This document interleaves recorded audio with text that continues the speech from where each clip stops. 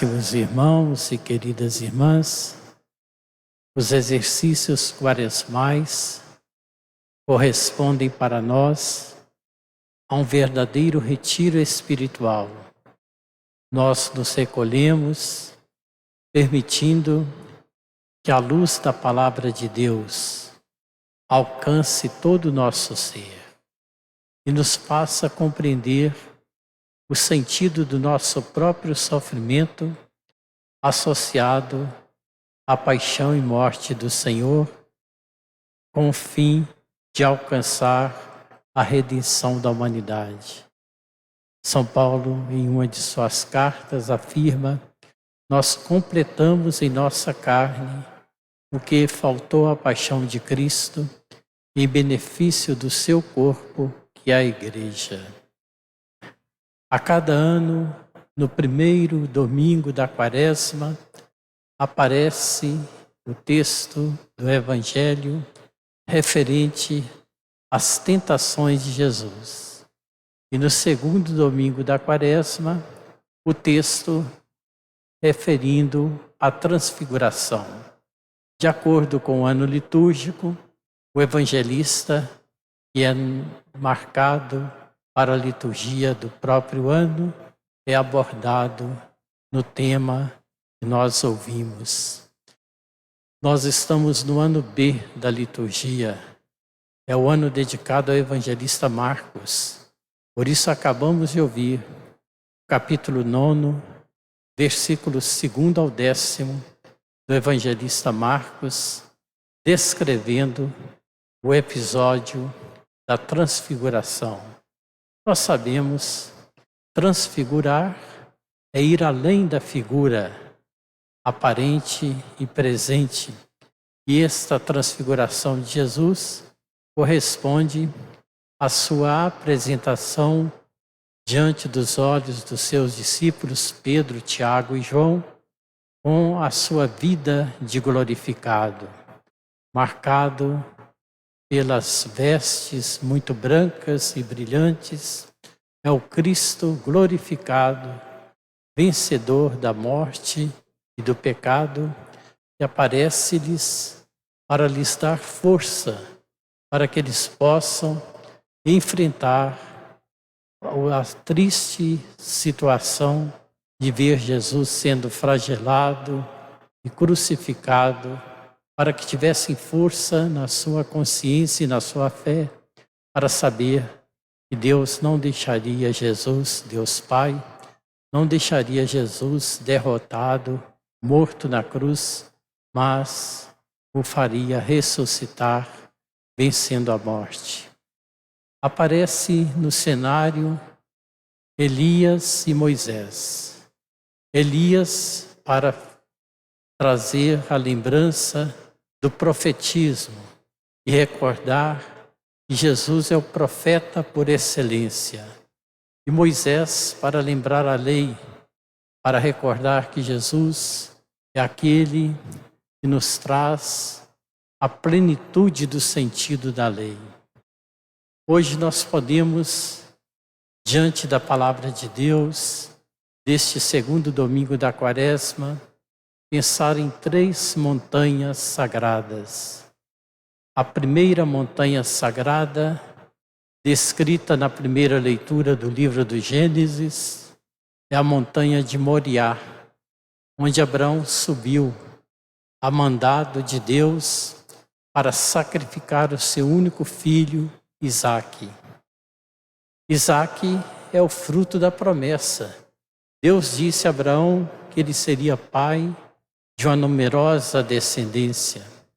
No entanto, agora Deus pede a Abraão que ofereça em sacrifício o seu próprio filho Isaque. E para aumentar ainda o desafio para Abraão, a criança pergunta para o seu pai, subindo o monte de Moriá: eu estou vendo aqui a lenha e tudo mais que é necessário para o sacrifício que nós vamos oferecer, mas eu não estou vendo a vítima que será oferecida.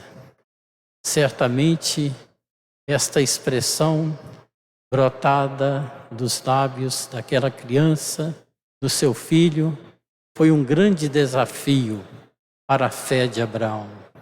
Mas Abraão é a figura proeminente de fé no Antigo Testamento.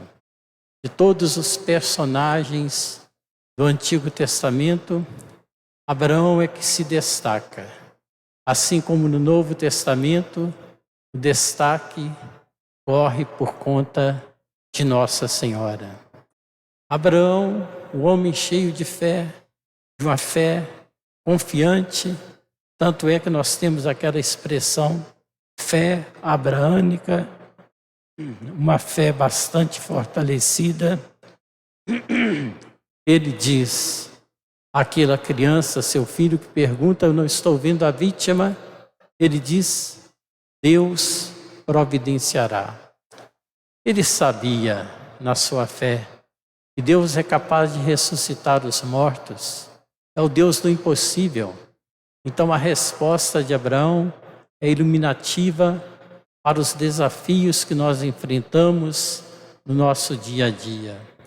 Quando nós pensamos assim, este caminho que eu estou seguindo pareceu-me até aqui o caminho sonhado por Deus para mim, na vivência da minha fé, e agora eu sinto que está desaparecendo diante dos meus olhos esta possibilidade.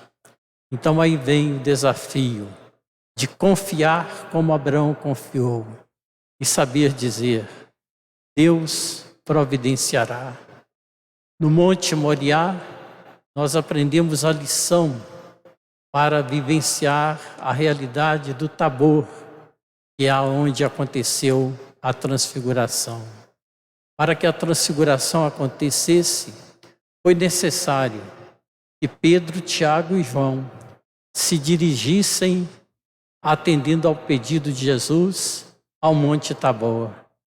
Foi necessário que eles ali, mesmo com medo, sem entender o que estava acontecendo, sentissem aquele regozijo interior que levou Pedro a dizer, Senhor, vamos fazer aqui 3 tendas, uma para ti, outra para Moisés e outra para Elias.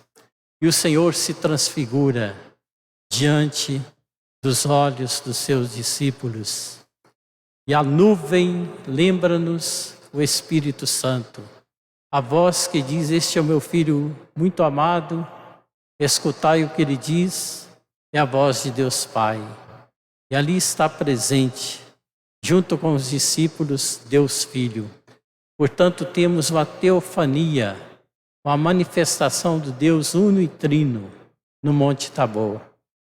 Esta transfiguração é que vai dar forças aos discípulos para subirem à 3ª montanha sagrada, que é o Calvário.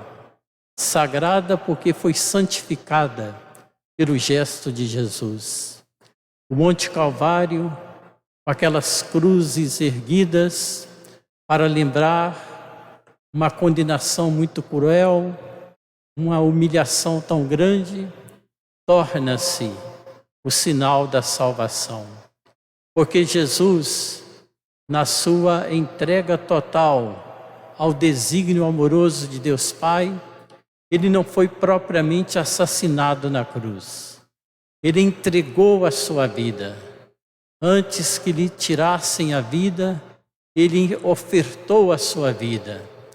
E nas suas palavras ditas na cruz, nós bem sabemos desta entrega feita por ele em benefício de toda a humanidade. As 3 montanhas sagradas são para nós uma escola de fé. Subir ao Monte Moriá, na fé abraânica, para saber nos desvencilhar de tudo aquilo que Deus nos convida a renunciar, na perspectiva de saber que Deus providenciará. Subir ao Monte Tabor para nos permitir a contemplação da transfiguração do Senhor, pois todas as experiências dolorosas que nós já enfrentamos em nossa vida foram precedidas pela transfiguração. O Senhor nos prepara, nos fortalece na fé, com a sua graça, com o seu Santo Espírito, no tabor da nossa vida. A transfiguração é esta realidade.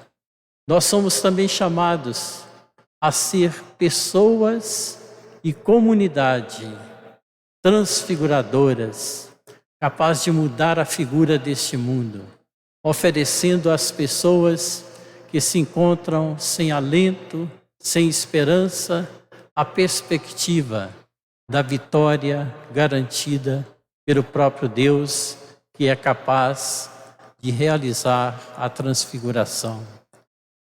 E na nossa caminhada para o Calvário da nossa existência, nós façamos a entrega do nosso sim, assumindo as nossas tarefas, a nossa missão, não como algo que nós fôssemos arrastando no dia a dia da nossa vida, mas algo que nós entregamos ao Senhor nosso Deus, seguindo o exemplo e com a assistência e o auxílio do Divino Salvador, nós também devemos entregar a nossa vida nas mãos do Senhor.